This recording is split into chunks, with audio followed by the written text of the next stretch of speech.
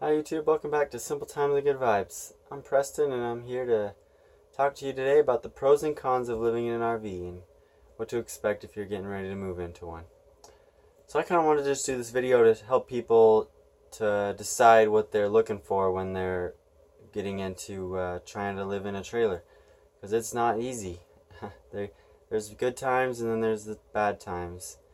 But part of RV living is you just gotta take days as they come and enjoy the good times. That's what it's all about. Anyways, so there's a couple things to think about when you're moving into one. First off, you got to think about all your stuff. So, depending on your living situation, you're going to have to take all that stuff and you're going to have to get rid of some and reduce what you have and make it so it can all fit in your trailer. That's the first step. Second step is to find a trailer that really fits you guys. So if you're a couple, maybe I would recommend 22 feet and smaller. That's a good starter.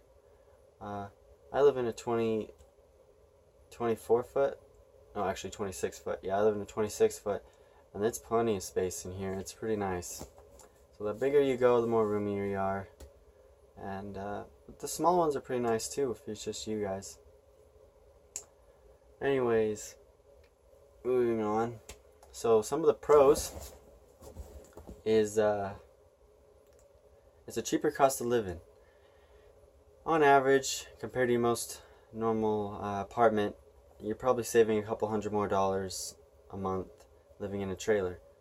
But then you got to think about a truck or some kind of vehicle to pull a trailer. If I'm in the 26 foot range and I need at least a 2500 truck to pull it. But the smaller you get, you can probably get into the SUVs, like 20 foot trailers you could probably pull with an SUV pretty easy. And yeah, that's another thing to think about is how you're going to move the trailer. And another pro would be that you consume less. You don't use as much water, you don't use as much fuel, and yeah, that's another thing to think about. Your carbon footprint's a lot smaller. And it kind of helps you stay organized. Since everything's small, everything has to be put back in its place or else you get all unorganized. And so it really makes you clean up after yourself. Alright, well, moving on to the cons. There's quite a few of them, but so first off, your walls are about this thick.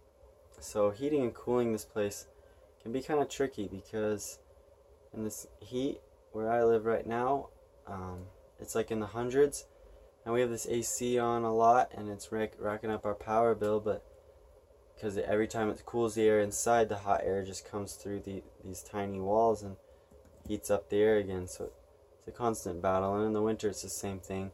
But there are things you can do to help the insulation, such as your windows. I got this one behind me covered in some foil. That really helps reduce the sun's rays. And over here, this one's covered a little bit.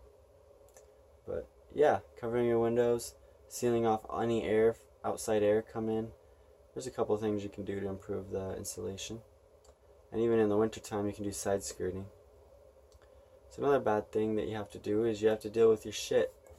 It could be pretty gross for some people, but you definitely get used to it after a little while. It just can get pretty stinky, or if your hose falls off, it can make a mess. But you just gotta be careful and take it slow. Yeah, another con is you have a small fridge and freezer. So storing food can be pretty difficult. You kind of gotta know what you need and only buy what you need. Don't just go to the store. I recommend going to the store with a list and not going out without a list, because if you go with the list, you can choose what you need better, get in, get out. But if you don't go with the list, you're kind of wandering around and you see things, you buy things, and that fills up your trailer with stuff you don't really need as much. Just something to think about. Yeah, and I think that's about it. Another con is you don't have as much storage, but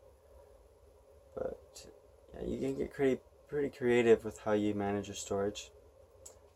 We've built some different shelves and things to help manage it. And yeah, well, I hope everyone has fun. If you're looking to get an RVing, and good luck, and you have any questions, feel free to leave a comment and subscribe if you would like to see more. Alright, well thank you guys for watching.